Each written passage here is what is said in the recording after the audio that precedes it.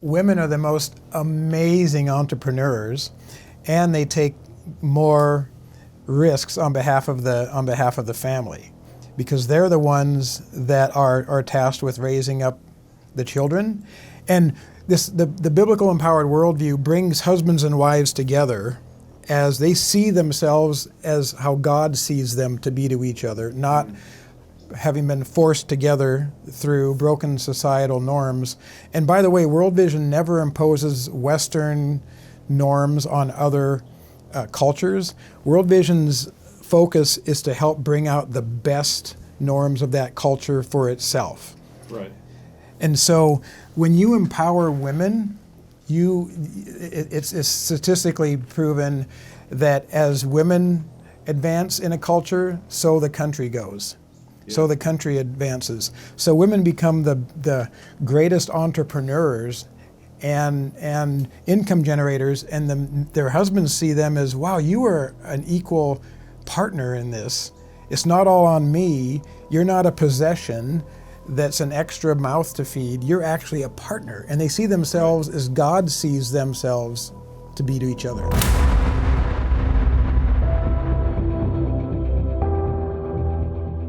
Man, let me tell you a little bit about this episode. It was fantastic. I don't talk about this a lot on the podcast, but proceeds of the money that we bring in through Ben Greenfield Life goes to support this foundation called World Vision. World Vision has been around since the 50s. It's a relief and development organization, one of the largest in the U.S. actually. And they were founded back in the 50s by this young American evangelist minister, a Christian minister, who the Youth for Christ missionary movement had sent to China and Korea in the late 40s. And he came back and he started World Vision because while he was overseas, he was moved by this one little girl and wanted to somehow guarantee that she would be provided with some kind of like a monthly stipend to be able to provide for her and care for her.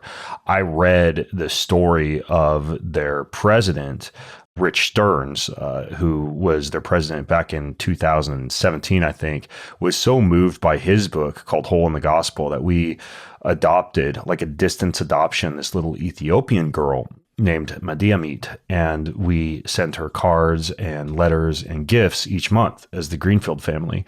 But then also with Ben Greenfield Life, what I wanted to do was really support World Vision, which initially began focusing on just orphans and children back there in the 50s, but now they do food, clothing, medical care, and as you're about to hear in this episode, a huge amount of clean water worldwide for a shockingly low cost. And that is what we talk about in this podcast. We had just finished, literally right before we started recording, going on a 6K walk for water.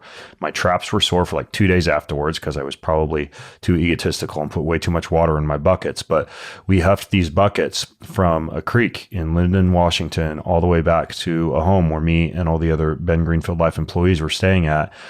Randy and Mike, my guests on today's show, of course, joined us for that bucket carry called the Walk for Water.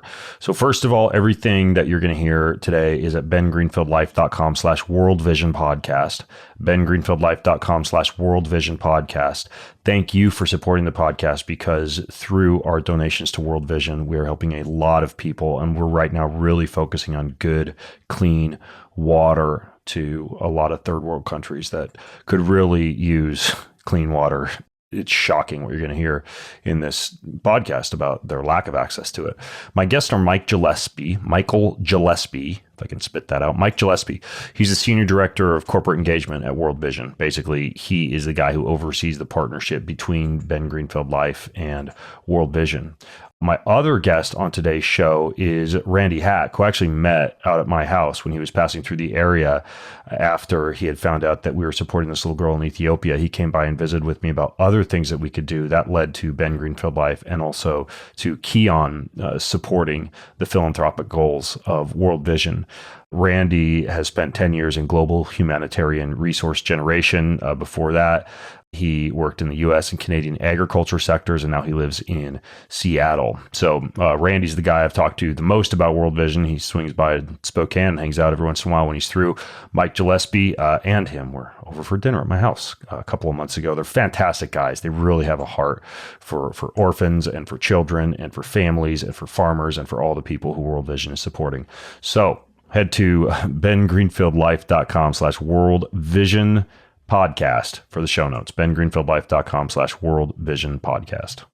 You guys' traps as tired as mine right now? Yeah, right here. I'm feeling it. Little grip, little neck. Tell me about why it is that I just basically like suffered for 3.4 miles, 3.2 miles. I lost track with 2 giant buckets of water. What's the story behind this thing? Well, Ben, because you did that because that is what over 700 million people have to do every day. And not just once a day like we did on a nice sidewalk. They have to do multiple times a day. Walking with big containers to a body of water, collecting water, and transporting that back by foot. Exactly. Because they have no access to water, but what they're doing is collecting water that, unlike us, we didn't drink it. We didn't have to drink it or bathe in it or cook with it. Thank goodness. Thank goodness. Yeah. I mean, that water wasn't that nasty. It was like downtown Linden, Washington. I probably could have made it through and had like half a chance of the old Giardia or something else. But regardless of whether or not we drank it, I was thinking as I was carrying this bucket for this Walk for Water fundraiser that we did, and I want to hear a little bit more about how this whole walk came to be. But the whole time I was walking, I was thinking, gosh, couldn't somebody have figured out how to like lay down pipes or something like that by now? Like I was thinking if I had to walk this far every day for water, I would have just started to take a PVC pipe with me each day and start to lay down a track back to my village or my house with water. So why is it that so many people are still having to walk so far to get water? Mm-hmm. Well, go ahead. Well, so it's all about, as far as the poverty scale, they are striving every day to just survive. Now, when you say they, who are we talking about? So people in communities in the developing world, name a country. It could be Niger, it could be Honduras, it could be Zambia, but they basically are having a hard time surviving. So they don't have the luxury to be able to buy PVC pipe. The containers that we were carrying, a lot of times it's what they can find. So it may be a used 2-gallon or 2-liter bottle. That may be all they have. So that anything that holds water. Anything that holds water that they can get to take as many trips as you can take. And so if one person, let's say in one of these countries that you named, is waking up in the morning and having to go get water, is that for their family? Is that for a whole village? Or how does it actually work? Yeah, that's per family. And usually it's the girls and the women that are tasked with this, not the men and boys. So the girls and the mothers and the women, they're spending all day doing this. So if you're a girl who's 7 years old, 8 years old, 10 years old, and you're doing this all day, what are you not doing? You're not in school. You're not learning. That's a good point. And I'm assuming the men aren't just like back at home watching the soccer game. Like they're out working in the fields or doing something that dictates the women have to go collect the water. Exactly. And so there's not a lot of actual progressive empowerment occurring from an educational or any type of developmental standpoint. Correct. Their basic goal that day is one thing: to survive. And your early question about why don't they purchase some PVC piping and all these things that we would be thinking in our mindset. These families are making, on average, less than $2 a day. So these are the poorest, it's called extreme poverty families that the World Bank defines as those living under $2.15 per day. So the meager amount that they make is going into food, basics for survival. What kind of stuff do they eat? Like in a place that has that much poverty that they have to walk that far for water, what's the food like? It's not what you and I would want to eat. Usually they have what would call, and most of the world's poor, contrary to what most of us would think, the majority of the world's poor live in rural areas, remote areas. They're not in the cities where there's some degree of services and opportunities. These are people that are far removed, remote, and they've been forced out there on the fringes over decades and millennia by being the weakest and the outcast. And that's where they've grown from generations of family. So they're living off the land. They're trying to eke out whatever meager existence they can, usually in a smallholder plot of land, maybe growing something like what we call corn here in the U.S. And they might be able to have one meal a day during the good season. During the dry season, they probably don't eat every day. Have you ever gone back to one of these places and lived with them or seen this firsthand? Yes, definitely. Tell me about that. Oh, you want to take that first? So most of my perspective has been in Honduras. And so these families, like Randy said, they are living off the land. So the very small plot of land, they don't own a big area. So it could be as big as this gazebo. So they maybe have, 8 or 10 corn plants, maybe a potato plant, maybe a couple tomato plants, depending on the area that they're at. But it's all for their own consumption. And they are, eating that type of thing. There's also, they have some money, at $2, a day, they have some money. So they're also buying and procuring like beans and rice. But they are using those commodities and stretching them immensely. So they can last because they're only getting usually one meal a day. Who came up with the idea of doing this walk to raise money and awareness to somehow get these people water? Yeah. So we've kind of branded it as the 6K. So 6 kilometers is 3.75 miles. Okay. And that's in Africa, that's the average distance that typically a woman and children go to make one trip to be able to get the water from their dirty water source. And that's once a day? That's multiple times a day. So it's again the human consumption for that family. So usually once is not enough. 2, 3, sometimes 4 times they are going on that trek. And that trek we went on sidewalks today. Yeah. It wasn't too tough. Today was pretty comfortable. We were walking past like ice cream shops and Right. Windmill Coffee, and Right. it was pretty posh. It's pretty nice. Yeah. They are on dirt paths. They are climbing over like a fence. If there's, they're going across somebody else's property, there may be a fence to keep the cattle in. They are going up and down hills. There's predators. There are, livestock. There's all kinds of different dynamics that we didn't experience any of that. What about crime? How big of an issue is that on these walks? It's a big issue. Mike alluded to predators. There's the 4-legged ones and the 2-legged ones. And the 2-legged predators are often the worst. And as I mentioned... I'm assuming you're not talking about kangaroos. Exactly. I'm not talking about kangaroos or monkeys. So this is really the problem, that the majority of tasked with doing this are young girls and single women. And so there's a lot of violence that occurs on these trips, and they are preyed upon. Have you guys heard about that new movie, The Sound of Freedom, about Yes. sex slavery? Yes. Do you think that's helped at all, bring awareness? Or what are your thoughts on that film? I haven't seen the movie yet, but that is something that World Vision is a big part of what we address. It's protection for children and families, especially for women and girls. I want to hear more about that. I don't know if that's part of the Thrive program or one of these other initiatives that you guys have. So this Walk for Water, it was invented by World Vision Yes. as a 6K that occurs at different places around the U.S. primarily. Mm-hmm. We kind of branded it on World Water Day, which is May 20th. So every May 20th, it's the combination of being able to bring awareness to the over 700 million people that don't have clean water that we want to be able to deliver clean water to. But like we're doing as a corporation with Ben Greenfield Life, you can do it at any time. You can do it as a retreat. You can do it as a workplace event.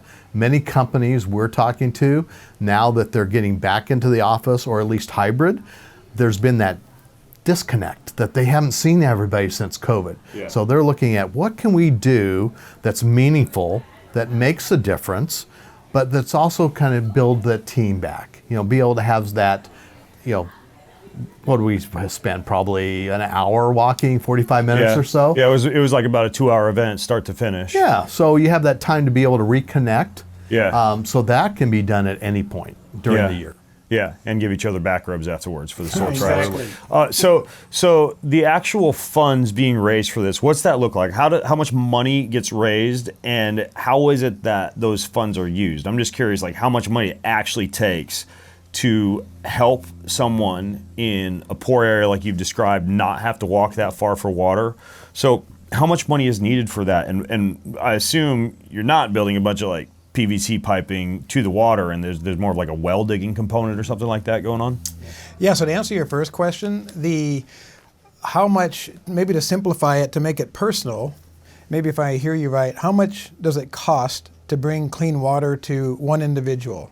And not just to give someone a bottle of water today, but ongoing, free-flowing clean water indefinitely for life. And the answer, it's a ridiculously low $50. So your crew that's not for a year. That's for someone's entire life. You would just need to raise $50. Exactly. So when we got ice creams after our walk, before we came back to refresh ourselves, we spent more than $50 on that ice cream cone for our team. So that you just made a lot of people feel really guilty just now. Well, really, it's good to personalize. Like, what do I consume with $50, right? Yeah. And living in Seattle, that won't even buy dinner for my wife and I for one night. Right. That is bringing clean water, and it's not just clean water, that's unleashing life for one person for the entirety of their lives. So that's on the personal level, on the personal front. Globally, World Vision in the next 8 years is looking at raising $1 billion just for the clean water work, to bring clean water to 50 million people. Now, when you say clean water, when people are actually walking this distance to get water, I don't know if you were able to take a look at it when either of you guys were back there, but I'm curious what kind of water people are getting right now before they get this clean water. Yeah. So the water sources they would make your stomach turn, and they literally make their stomachs turn. So there's a lot of, stomach issues. So the water, it can have, whatever that stream or water hole is. So there is mildew in that. There is contaminants in that water. A lot of times we're talking open ranges. So the animals are drinking from that, also defecating in that water. So it's nasty. It looks nasty, but it's probably even worse than it actually looks. Do they have any like makeshift filtration systems back on the home front that they're using on this stuff? Mike and I visited a community in Honduras that was collecting water. We went down to the river where they were collecting water, a free-flowing, robust river that was, if you look at it, it's brown in color. And we were downstream from sugarcane plantations. So the pesticides were coming off of it. The waste from the animals, from the workers, were coming off down the river. And what this community does in an attempt to filter, they will go right next to the water, not in the water, but right next where there's sand. They'll dig into the sand and collect the water out of the brown water out of the sand, thinking the sand might have some level of filtration. Right. That's their answer, knowing that it's not the answer. But that's the best they can do.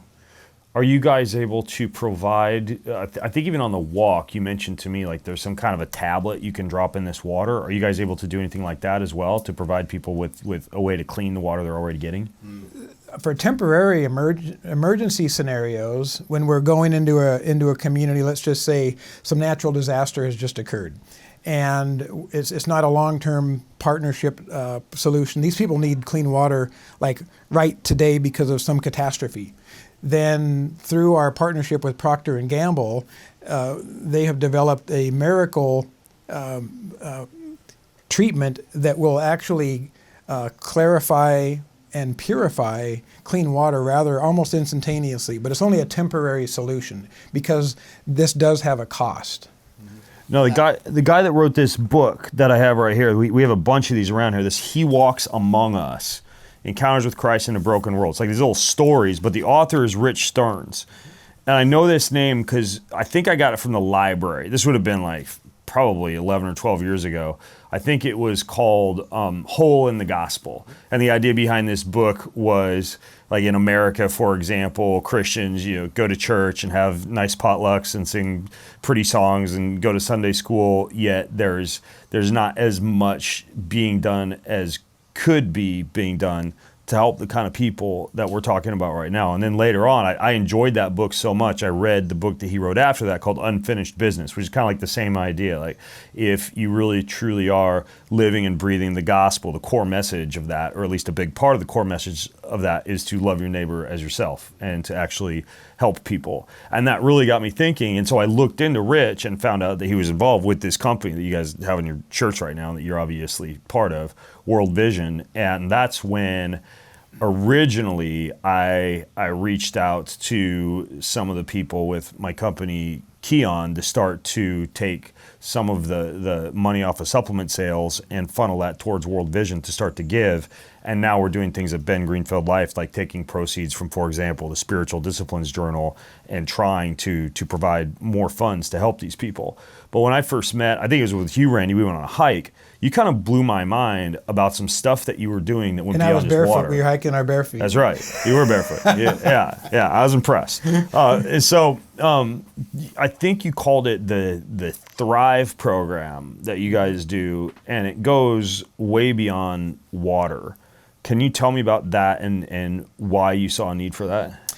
Yeah, so World Vision is involved in addressing all of the root causes of poverty and partnering with the communities we work with for them to provide their own solutions to lift themselves out of poverty, along with our partnership to empower them. And so what we were just talking about, clean water is the foundation. That's the very basics. Without clean water, nothing else that's good can exist. Water is life, period. But once you have clean water, then other things have to come into play. You can have lots of well-hydrated poor people, and we don't want that. No. We want people to be empowered to be able to provide for themselves, for their own families, to flourish and to thrive. Right. The idea of don't just give someone a fish, teach them how to fish. Exactly. Yeah. So Thrive is an acronym, Transforming Household Resilience in Vulnerable Environments. And what that is an economic empowerment part of the work that actually partners with the families we're working with to help them generate life-sustaining, life-flourishing incomes to provide for themselves and for their children, so their children can go to school, get an education, and grow up and flourish into become the people that God created them to be. What's it look like? Like boots on the ground. What's the Thrive program actually doing? So I saw this firsthand in April in Honduras. So we were in a community. This was in the Copan district. Some of the listeners that maybe smoke a cigar probably will know that name. Tobacco is one of the main crops. Okay. A lot of corn, a lot of maize. So this particular community, we had been in about 10 years. So they've got clean water. They're working on health and now Thrive. So what really happens is the story that I heard was these farmers talked about, well, we had a lot of resistance to do what World Vision wanted us to do. And then, well, what is that? Well, our fathers and our grandfathers, we grow corn, maize, we grow potatoes, that's all, and you're talking about growing tomatoes and onions and peppers. There's a lot of pressure within the family for somebody to divert to this new idea. Huh. And the concept is, well, if you had a better producing crops that you could then sell at market, and our Thrive program not only helps the farmers with better seeds, better fertilizers, but also helps with buying groups, so they're protected and not taken advantage of. We were in this one farm, and most of the farms are pretty small, an acre and a half or so. And this farm, they were growing tomatoes. But what was so interesting, Ben, is that, I think of tomatoes growing in, my garden. I have a bunch of plants, right? Well, insects are a big deal. So World Vision taught them to screen it in. So it was really impressive. You actually walk into the door, you're in this like little 10 by 10 room, you close the door, then you go into the area where the tomatoes are. And these tomatoes were taller than you. They were, wow, and full of Roma, nice, beautiful, big tomatoes. All organic. All, yep. And the farmer, one of the things he said, well, we tried this new idea. It was tough because family pressure. We tried this idea with tomatoes on our own, and we were doing better. But then with the World Vision Thrive program, with better seeds, better fertilizing, being able to encase it so insects, 10 times the amount. He says that he was getting 100 boxes a month was the top in the old style of farming. Yeah. And he is then now getting 1,000 boxes. So jeez, 10 times. And keep in mind, his income already went up from going from corn and maize and beans and potatoes to tomatoes. Now it went tenfold up from there. And I'm assuming this isn't just so he could make like more pizza for his family that night. Like you guys are actually creating some kind of a way for them to then disperse this to the local community and profit from their tomato grow? So you already built the next piece out. You put that two and two together. That generally these families that live in these rural areas in the small communities, there's a problem if you start exponentially multiplying your production because you're gonna flood the market. So what World Vision does is help. First of all, like Mike said, galvanize these farmers from individual entities into what are called producer groups to come together, that they subdivide. One group specializes in quality control, one group specializes in market pricing, one specializes in marketing, and then connecting them with larger markets, not only beyond their own communities, but within their country and then beyond their own countries. Like World Vision's working with the coffee farmers in Honduras. We visited, not just to sell coffee in Honduras, but to sell in the US, in Europe, in other places. And so helping to connect them to larger global markets. What about like an economic system locally? Is there any type of education on banking, on financial management, anything like that? That comes with it. So from the very beginning, what the farmer that Mike visited was already a few steps down the road. When we first start working with people that are in extreme poverty, they don't have the mindset that the three of us have. That let me ideate. What can I create? What need can I fill? They're thinking that I'm a failure. Life is nothing but struggle. I don't matter. And so they don't strive to succeed because they're just focusing on living today. What World Vision does, the first thing is help them. Is called Biblical Empowered Worldview Training, which helps them reorient their worldview into not who does their situation say that they are, but who does God say they are. And help them recognize that they are loved. They have a loving creator who has endowed them with potential, capability, talent. Yeah, that's interesting that you bring that up, that whole idea of self-worth and also contribution based on what I think you called like a biblical worldview or a scriptural review, because I just read this fascinating book. It's called, I might butcher the title here, but it's something like The Greatest Book in the World. And this whole book is about how one of the foundations of science, of technology, and of cultural and societal development was the spread of Christianity and the widespread translation and availability of the Bible because of some of these core principles that it teaches, along with the idea that we were created in the image of a creator, and so we are driven to create, and there's almost like a permissive nature in terms of creation, taking care of the planet, helping out your neighbor, etc. So you guys are actually kind of taking that concept of a biblical worldview, teaching self-worth, and then empowerment, and using that as a foundation to build these societies. Yeah, so it's both from a Christian focus, but it's also that going from a very closed mindset to an open mindset. So in extreme poverty, wherever, it could be here in the United States, the people are most generally it's generational poverty. Yeah. They're living the same lives that their parents lived and their grandparents lived. And that's their only perspective. You know, they've got the blinders on. They're not seeing, Randy said earlier, they just don't think that way because they don't have a perspective. So they're very closed-minded. So this not only gives them the biblical views of being able to be, you know, Christ-like, but also gives them the what's possible.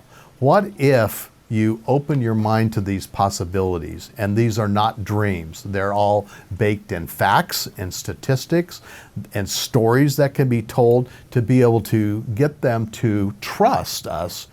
And that's a big part of our area community development is we're in our average community in the developing world about 15 years. So we're developing trust with that local community, that village, maybe 200 people, maybe 2,000 people.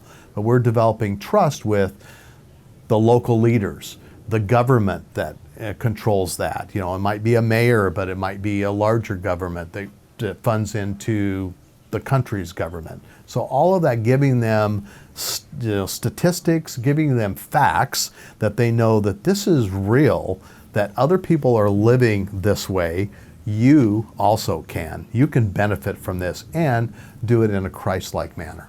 What are the girls and the women doing that no longer have to carry water? Have you guys observed like what they wind up doing in the community once they're not having to, you know, huff 6K multiple times a day? Women are the most amazing entrepreneurs, and they take more risks on behalf of the family, because they're the ones that are tasked with raising up the children. And the biblical empowered worldview brings husbands and wives together as they see themselves as how God sees them to be to each other, not having been forced together through broken societal norms. And by the way, World Vision never imposes Western norms on other cultures. World Vision's focus is to help bring out the best norms of that culture for itself. Right. And so when you empower women, it's statistically proven that as women advance in a culture, so the country goes. Yeah. So the country advances. So women become the greatest entrepreneurs and income generators, and their husbands see them as, wow, you are an equal partner in this. It's not all on me. You're not a possession that's an extra mouth to feed. You're actually a partner. And they see themselves as God sees themselves to be to each other. Yeah, I think a lot of people don't really grasp the concept that a core part of Christianity is love and sacrifice, particularly directed from the man towards the woman, because that's reflective from a biblical standpoint of the way that Christ sacrificed himself for the church and you know all the people on the planet that God loves. And it also reminds me of something else that I read in that book, The Greatest Book in the World. And I realize this is a controversial topic, but I'm thinking about it, and that is the fact that when we see humans who are driven to create and to love their fellow human being, that technology progresses at a more rapid pace because slavery is taken off of a pedestal, and abuse, misuse, or objectification of a fellow human being is no longer something that's acceptable. So you have to figure out a better way to get water than to send someone or order someone or abuse someone to have to go to get that water for you, hence the digging of wells or the development of technology, or a printing press, or what do you call the cotton gin, those type of things progressed because partially of a desire to see slavery no longer exist. And so this kind of reminds me of that same type of mindset. Yeah, very much so. This biblical empowered worldview, the beautiful thing is that, so World Vision works with external academic monitoring and evaluating partners. So everything World Vision does with, whether it's clean water, we're working with the University of North Carolina Water Institute to monitor and evaluate how the efficacy of the work. In our Thrive work, working with other academic outside partners to monitor and evaluate. One is very prominent in the global development realm called Tango. And they actually did a 5-year longitudinal study of World Vision's Thrive work in Tanzania. That's the country where it originated about 10 years ago, or a little bit more than 10 years ago. Tango came in, they're an outside global development organization monitoring partner, and they did a 5-year longitudinal study, and they were astounded that the incomes of these farmers over a 5-year span on average increased tenfold. That was just the 5 years they measured. Tenfold income. So taking them from struggle and desperation into flourishing and thriving. But Tango, being a secular organization, not Christian, they said the special sauce of World Vision's approach is this biblical empowered worldview, curriculum, training. It's a multi-day, very intensive approach. It's not just kind of giving a message. It's a very intensive workshop approach. That was the special sauce, and that is what they are sharing with their other secular organizational partners. Is there a way for people to like see that training? Like, is it a curriculum that someone could access if they were to call up World Vision and get like the workbook or whatever that you guys use for that? I have a book I can send you, is kind of what we would call maybe the cliff notes of that, and we could start there. I could send that to you. That's cool. And then, by the way, I'll take show notes and put them all at bengreenfieldlife.com/worldvisionpodcast. So if people go to bengreenfieldlife.com/worldvisionpodcast, I'll put some downloadable assets, some information about you or your corporation getting involved in the Walk for Water, et cetera. But these wells, when you raise the money for the wells, are the villages actually digging those and building them themselves? Because it seems like they'd have to have some kind of like pre-existing knowledge about how to do that. Right. So we have what we call a WASH team. So we love acronyms at World Vision, right? Yeah, I've gathered that. WASH stands for water, W-A, S for sanitation, and H for hygiene. Okay. So when we deem a community that we're going to go into and provide clean water, then basically a lot happens with the engineering. So you have to find a place. If it's going to be a deep borehole well, you've got to engineer, you've got to study, you've got to find a place that's going to be sustainable to be able to serve a number of gallons of water forever to be able to serve that community. Average community is about 300 or a little less. So they're looking for the capacity of that well. Once that is actually determined, which takes months, and actually was backlogged because of COVID. In the times when we were in COVID, the engineers couldn't get out in the field to do that. So we're kind of trying to catch up with that. Even though we've maintained doing wells, we're trying to catch up right now. So you go out, you find that spot that's going to be sustainable. Then the engineers and the drilling apparatus comes in and starts drilling that well.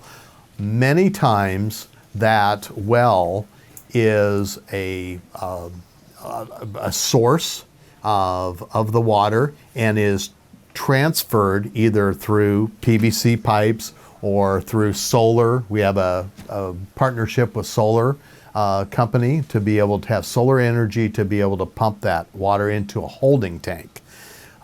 That then is branched off into the community, ideally piped into the schools and homes of that community, but at least there's that water source. So a lot of that work that community is helping us with. They're out there digging those trenches that are a couple feet deep, so that it's if it's in a colder climate, there's the permafrost. If it's in a climate that it's got cattle, you don't want cattle crushing it. So the community is actually helping day one, starting to dig trenches. They're helping along with that. Who keeps the wells in like working order? Because somebody's obviously got to maintain these. I have no clue how long a well lasts. Like I have a well, but I just drink from it. I don't actually go out there with a wrench and do my own well upkeep. That's where sets World Vision apart. What we have, we call it a water committee. So it's the community-based members, and think of any community that could be, it could be the local Rotary Club or your local church. So you basically have a president, you have a vice president, you have a treasurer, you usually have a technical expert, otherwise known as a plumber. And this group of people are voted in by the community.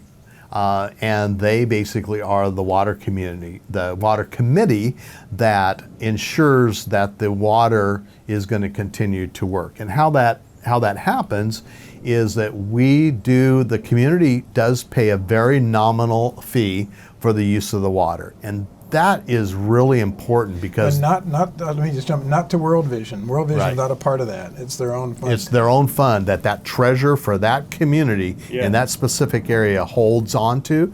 And the reason why that's so important, Ben, is because, if it's a deep borehole well, you got a shaft there. If it's a mechanical well, you're pumping it. If it's a solar one, it's staying at a better, level. So there's not as much wear, but there's still going to be wear. That shaft is going to wear out. It's just a matter of when.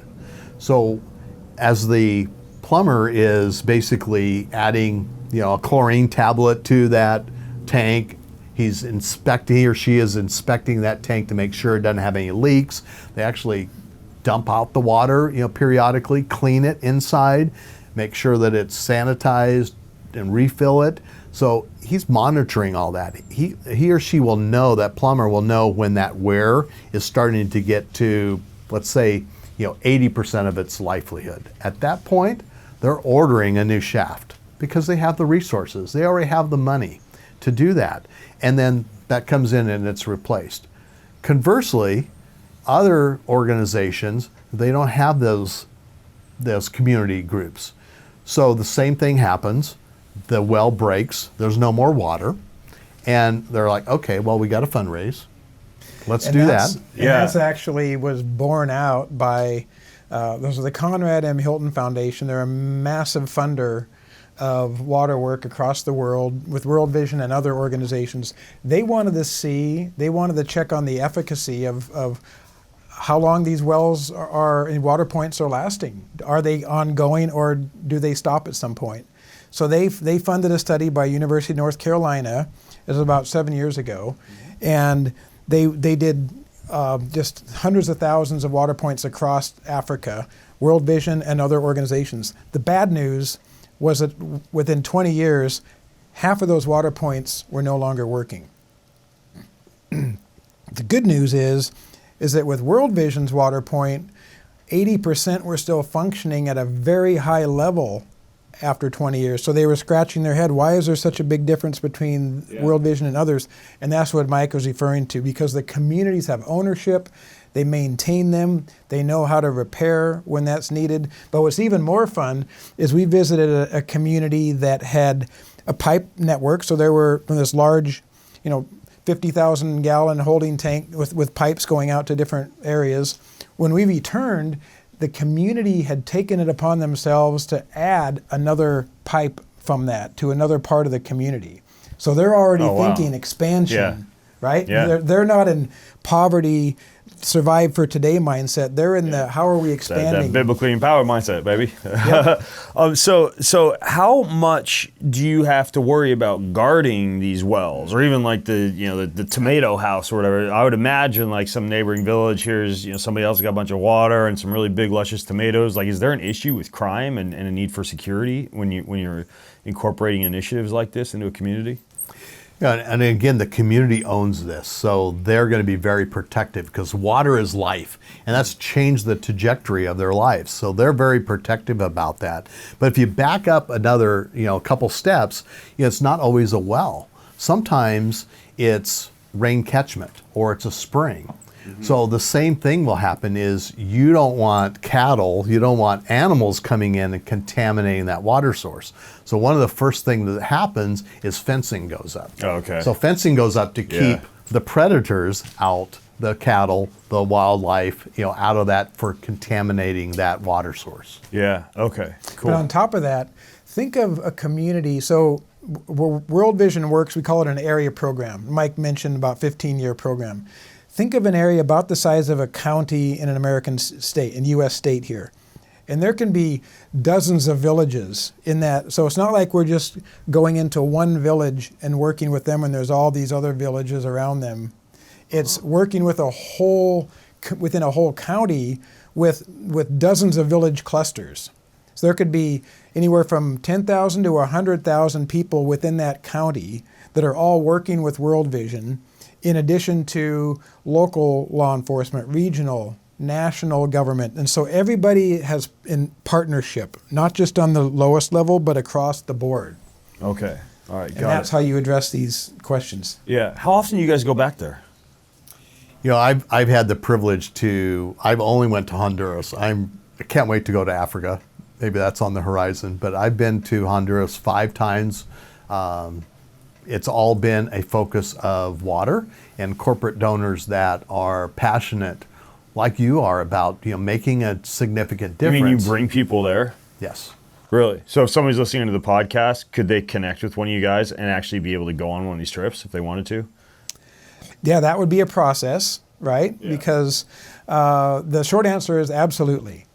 The process is that, so where Mike works with our corporate partners, I work with the people behind the corporate, the families that own the businesses, the companies. And so I work on the more personal. You go on the barefoot hikes with people. Exactly. Yeah. I go on the barefoot hike. And then so I've been to different places around the world around clean water, Thrive that we talked about, child protection you asked about. It could be in Honduras, like we've been together. It could be in Southeast Asia. It could be in East Africa. It could be in the Middle East. It could be in Lebanon and Jordan around crises, around refugees and displaced people. So it's wherever the donor partners I'm serving want to see the opportunity to invest and to see the impact that they're making. Yeah. The company that I have had the privilege to go with, it's the same company for 5 years. They really want to, like you, they want to drive the culture of giving back. Yeah. And they have programs that in their store, certain, like the Spiritual Disciplines Journal, a certain percentage of that goes to an initiative. And we tied that with Christian discipleship because that made the most sense. In their stores, they're selling a product and they're providing clean water. But they wanted that to be a part of the story of the employees and also a differentiator that why would you work for that company versus their competitor? Well, this is one example, is we believe in giving back. They do a really cool idea. It's a incentive trip. They started with the presidents of the company, and now the leadership, we're down to like the regional managers, and a couple get to go on the trip, and the rest of them have to earn their way. So they do different incentives during a course of a period of time, and the individuals that rise to the highest level get the opportunity to go out and experience this. And many of them have never seen poverty. They've seen homeless. Yeah. But they haven't experienced poverty. They certainly haven't experienced extreme poverty, and they don't understand that there's so much complexity to creating a situation where people can then be able to live their best lives and be able to be in a position where they can live their God-given potential. I've talked a lot on my podcast recently in the past few months about the importance of rites of passages for children to go on, and part of that is awareness, social awareness and an awareness of what other people in the world are experiencing. Do people ever bring their families or like send their kids off to volunteer or to join you guys in one of your trips or anything like that? It's kind of a selfish question because I'm thinking of putting one of my sons on an airplane with you. Yes to the first question. They do bring their families. We encourage the multi-generational family experience, but it's different from a volunteerism type of a trip. These trips we call vision trips. So instead of being concerned about doing something, like Rich Stearns, the author of the book, he says the last thing the developing world needs is cheap labor. they already have that. It's more about, instead of doing something, it's meeting the people, getting to know their stories, getting to experience just a taste of what their life must be like, and taking it to heart and bringing the ministry of presence to them, of your presence. Yeah. So you're not just like swinging a hammer, like you're back there having conversations and connecting with people and showing them love and getting to know them. Finding out what are your hopes, your dreams, what are your challenges, your struggles, and connecting with them relationally. And these are trips, 3, 4, 5 days. Not so not a massive time investment, right? But there's a lot to take in. Yeah. I remember in April, we were at a community that had it was a spring water catchment system in Honduras into a 10,000 gallon tank, and then it was then diverted into the homes. So the homes actually had water sources. They still had latrines. They all didn't have toilets in there. That was kind of the next step. But we asked, one of the ladies, well, you've got clean water now. You're really, you're thriving. You're really, doing well compared to what you were in the previous, just a couple of years ago. And they had only got clean water in December of that previous year. So they experienced it for 4 months when we were there. And we asked the lady, well, what's next? She goes, my vision is I want to be able to have a store where we have healthcare supplies, because we don't have that.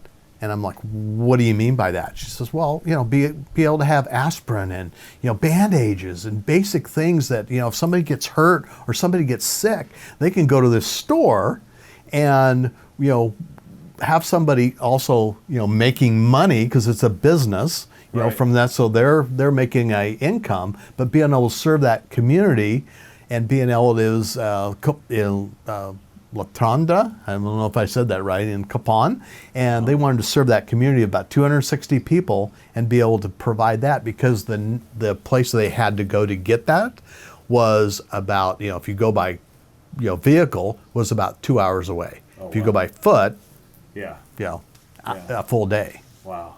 And that's a really good point on the water point that we neglected to mention earlier. It's not just residential. The 3 areas of water that World Vision focuses is, of course, residential for your family, your home, your dwelling. It's also schools and health clinics. Schools having just not only clean water, but latrines that are dignified, that are gender specific, that are so that girls that are on their cycles can go throughout the month, year round. They're not going to miss a week of school every month because of their cycle, out of shame.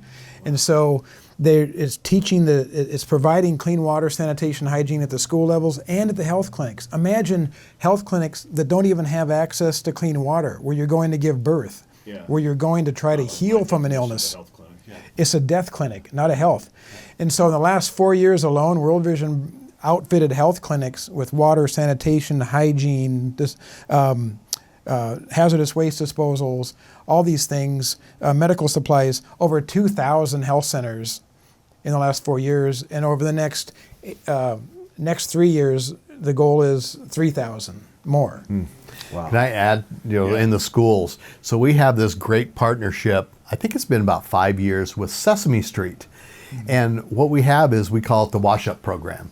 Okay. So imagine a mat, it's like a twister mat. It's about the same size, and it's got those little bullets on there. Remember the little yellow and red and green? Well, these have Sesame Street characters on them.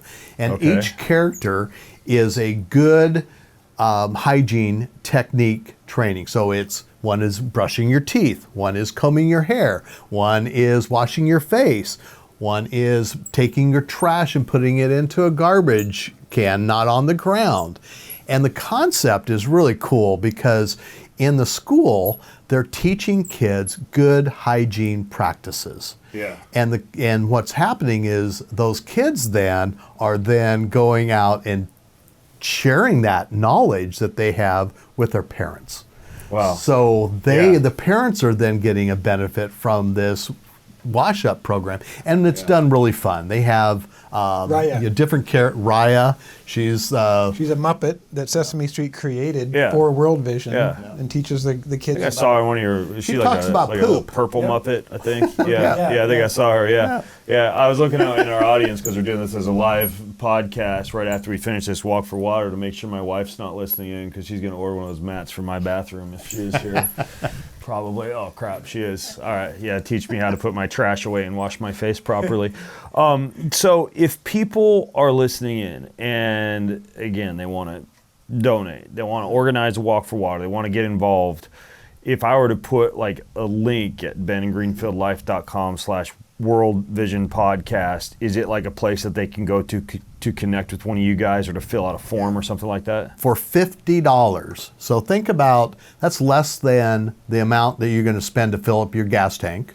Yeah. The next time you go, probably multiples of that, Yeah, but buy less ice than that. cream.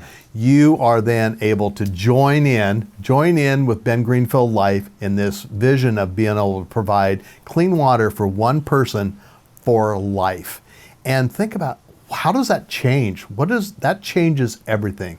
It changes the trajectory of that person forever. And you're Really, a lot able more to people do than that. not, once you take into account like if you're saving a woman or a girl Right. who would be able to provide better for their family or be there for their family, it's exponential change, really. Exponential. And hopefully, not just monetarily, but we encourage through the website, there's all kinds of information about how to plan out a 3.75 mile walk around your neighborhood or around your place of business during a lunch hour, let's say, with your colleagues or with your family and your neighbors and your friends. But it also talks about how do you expand that. Maybe you pick a weekend a month away from now and you're going to all get together and you create your own subset of the Ben Greenfield Life Yeah.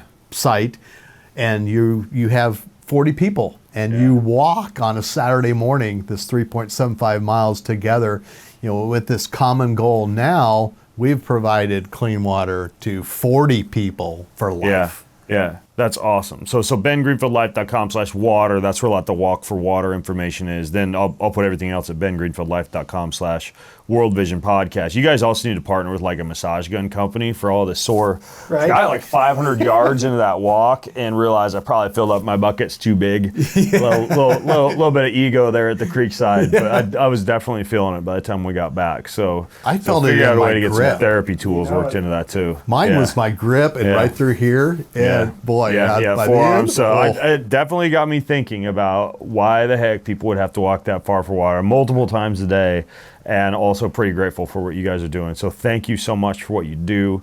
Thank you for coming on the podcast. Thank you for making this a reality for our team this weekend to go on the walk for water, and for making this a reality for a lot of other people to get involved with too. Well, it's a privilege to be able to do this and to be able to do this work. We as World Vision serve all people. We talked a little earlier about, the biblical worldview. Well, we are motivated by Christ to do this work, and to do it with passion and to do it with energy. But we're just so thankful you have been, with the company we've funded projects in Ukraine. We've done the gift catalog and done multipliers of so many different projects.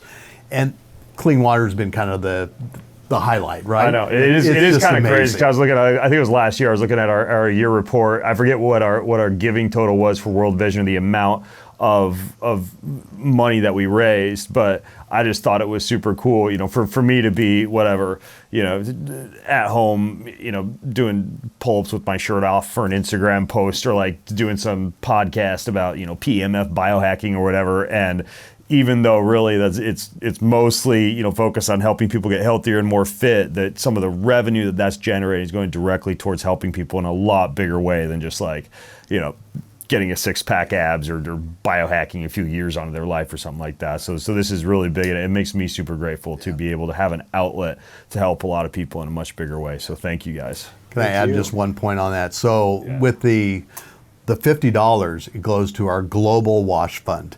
Okay. And that also has leverage with it, so that every dollar that goes into Global Wash has a multiplier effect of 5 times. So it becomes $5 impact. $1 becomes $5. Right. How that happens is there's mainly 3 buckets of, not to pun water, but 3 buckets of funding. Yeah. So it's corporate and government grants, and it's also some of the child sponsorship dollars, because we know bringing life to its fullness in the community all starts with the clean water. So it's corporate, government, and child sponsorship that allows that leverage. So that $50 becomes $250 worth of impact. Amazing. Wow. Yeah. It's pretty incredible. You guys, thank you so much. Thank you, Ben. Thanks Grateful for having your us. partnership. Thanks for coming on.